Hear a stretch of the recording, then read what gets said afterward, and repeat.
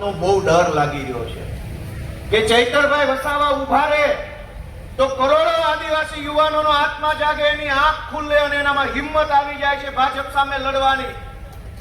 રાજુભાઈ કરપડા બોલે તો હજારો ખેડૂતોની અંદર હિંમત આવે, એમની આંખ ખુલે, એમનો આત્મા જાગે. ગોપાલભાઈ બોલે તો હજારો લોકોનો આત્મા જાગે છે ને, અને કરોડો લોકોનો આત્મા જાગી જાય તો ભાજપના ભૂકા નીકળી જાય. એ વાતનો એને ડર લાગે છે કે આ લોકો જાગવા ન જોઈએ, લોકો જાગવા ન જોઈએ, લોકોની આંખ ન ખુલવી જોઈએ, લોકોનો આત્મા ન જાગવો જોઈએ. કેમ કે લોકો જાગી જાય તો ભલભલી સરકારોના ભૂકા નીકળી જાય એવી તાકાત લોકોમાં હોય છે. અને આ રાજુભાઈ, આ ચૈતરભાઈ, આ પ્રવીણભાઈ, આ ગોપાલભાઈ, આ કેજરીવાલજી, આ ઈશુદાન ગઢવી, આ બધા લોકો ગુજરાતની જનતાને જગાડવાનો ગુનો કરી રહ્યા છે, એટલે એમને જેલમાં પૂરવામાં આવે છે. કે શું કામ જગાડો છો? 30 વર્ષથી જેને ઊંઘવા દીધા છે, જેને ઊંઘાડી દીધા છે, જેની અંદર હિન્દુ, મુસલમાન, ભારત, પાકિસ્તાન, જ્ઞાતિવાદના નામે લોકોની આંખો બંધ કરી દેવામાં આવી છે, એ લોકોને જગાડવાનું પાપ કરે એને તો જેલમાં ભાજપ પૂરવાની છે. વ્યક્તિથી નહીં, સમૂહથી ડરે છે ભાજપ, અને વ્યક્તિઓ બધા ભેગા મળી અને સમૂહને જાગૃત કરવાનું કામ કરે છે. દોસ્તો, આજ ગુજરાતની પરિસ્થિતિ જુઓ કે સામાન્યમાં સામાન્ય કામ માટે લોકોએ લાચારી કરવી પડે છે. સરકારના માણસો આવે, વડાપ્રધાન આવે, મુખ્યમંત્રી આવે, કોઈ મંત્રી આવે, પ્રદેશ પ્રમુખ આવે તો આખું સરકારી તંત્ર રાત આખી કામ કરે, વરસતા વરસાદમાં કામ કરે, ગમે તેવું અઘરામાં અઘરી વિષય હોય તો પણ રાતોરાત બધું કામ કરે, અને રાતમાં રોડ બની જાય, ફૂલડાના કુંડાઓ મુકાઈ જાય, રંગરોગાન થઈ જાય, સ્પ્રે છટાઈ જાય, બધી જ વ્યવસ્થા આખી રાતમાં ઊભી થઈ જાય. પણ ગુજરાતનો સામાન્ય માણસ પોતાના જમીનની 7/12માં એક એન્ટ્રી કરાવવા જાય તો મામલતદાર ઓફિસમાં 20-25 ધક્કા ખાવા પડે, અને છેલ્લે એજન્ટોને કંઈક 2 પૈસા આપો તો કામ થાય. દોસ્તો, સરકારનો માણસ આવે તો રાતોરાત કામ થઈ જાય. એનો અર્થ તો એ છે કે સરકારમાં રાતોરાત કામ કરવાની ક્ષમતા તો છે, આવડત તો છે, પણ મન નથી એવું કામ કરવાનું. કેમ કે ન કરીએ તો એ લોકો મત તો દઈ જ જાય છે. દિલ્હી સલ્તનત થી મુઘલ સમ્રાટ આવ્યો એમ રાતોરાત બધું ચાલુ થઈ જાય. ઇતિહાસમાં ભણાવવામાં આવે છે કે મુઘલ રાજાઓ જયારે આવતા આવી રીતે ક્યાંક બીજે, ત્યારે એના જે માણસો હોય રાતોરાત રોડ બનાવતા, ફૂલડા મૂકી દેતા, મંડપો બાંધતા, ગેટ બનાવતા. શું કામ? તો કે જિલ્લે ઇલાહી આવે છે, એના સ્વાગતમાં રોડ બનાવવા પડે. દોસ્તો, ગુજરાતની હાલત કઈ આનાથી વધુ સારી નથી.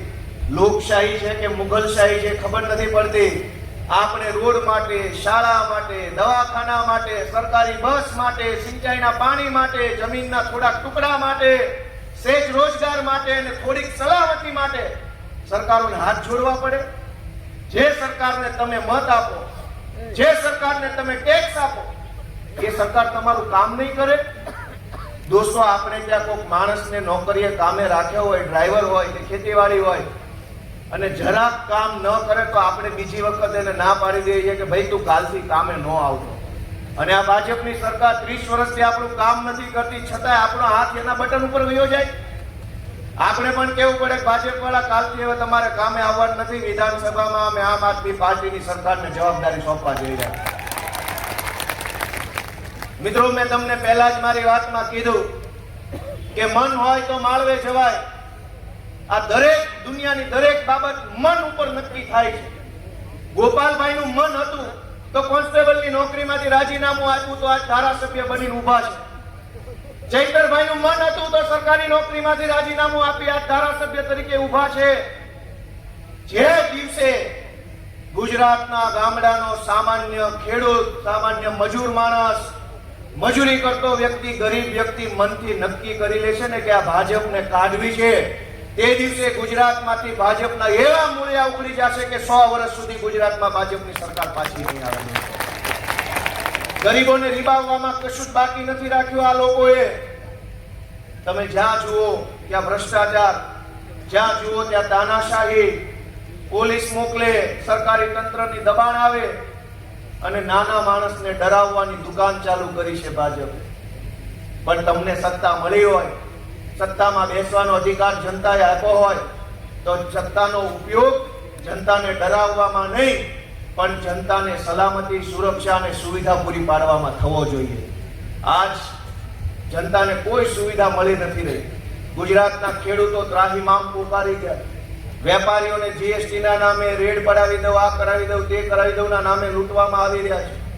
અનેક ગામડાના ખેડૂતોની જમીનમાં જબરજસ્તીથી વીજળી કંપનીઓના થાંભલાઓ નાખવામાં આવે છે. કોઈ વળતર ચૂકવ્યા વગર દાદાગીરી કરી પોલીસને સાથે લાવી અને ખેડૂતના ખેતરમાં ગમે ત્યાં થાંભલો નાખી દેવાનો, ગમે ત્યાં રોડ બનાવી દેવાનો, ગમે ત્યાં ગમે તે બની જાય. કોઈ કાયદો, કોઈ વ્યવસ્થા, કોઈ નીતિ નિયમનું પાલન થતું નથી. અને એવા સમયે આમ આદમી પાર્ટી અરવિંદ કેજરીવાલજી અને ઈશુદાન ગઢવીના નેતૃત્વમાં ગુજરાતના લોકોની લડાઈ લડી રહી છે. તમને બધાને એમ લાગતું હોય કે આમ આદમી પાર્ટીના યુવાનો ગુજરાત માટે સારું કામ કરી રહ્યા છે, તમને એમ લાગતું હોય કે આ યુવાનોના હાથ મજબૂત કરવાની જરૂર છે, તો તમારો આશીર્વાદ ભરેલો હાથ અમારી આમ આદમી પાર્ટી ઉપર મૂકશો તો અમે ઘણું સારું કામ ગુજરાતમાં કરી શકશું.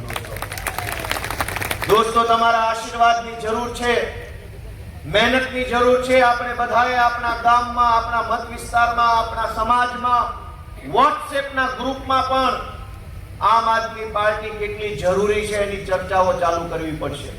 ઘણી વખત આપણે બોલતા શરમાઈએ.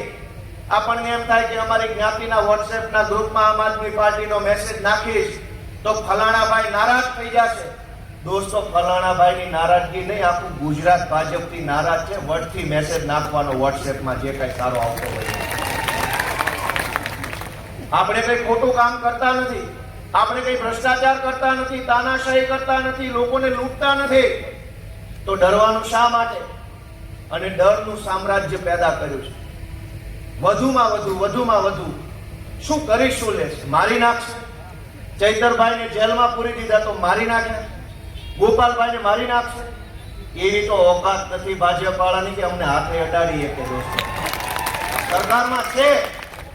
સરકારમાં છે, પોલીસ એમના હાથમાં છે, જેલ એમના હાથમાં છે, સરકારી વકીલ એમના હાથમાં છે.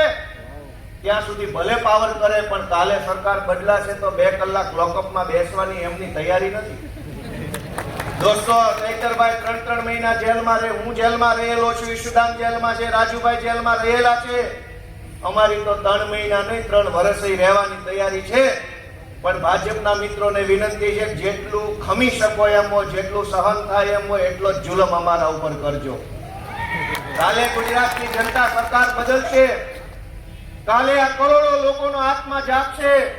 ગામડાના માણસથી લઈને શહેરોમાં રહેનારા લોકો સુધીનો આત્મા જાગે અને ગુજરાતમાં સરકાર બદલાશે.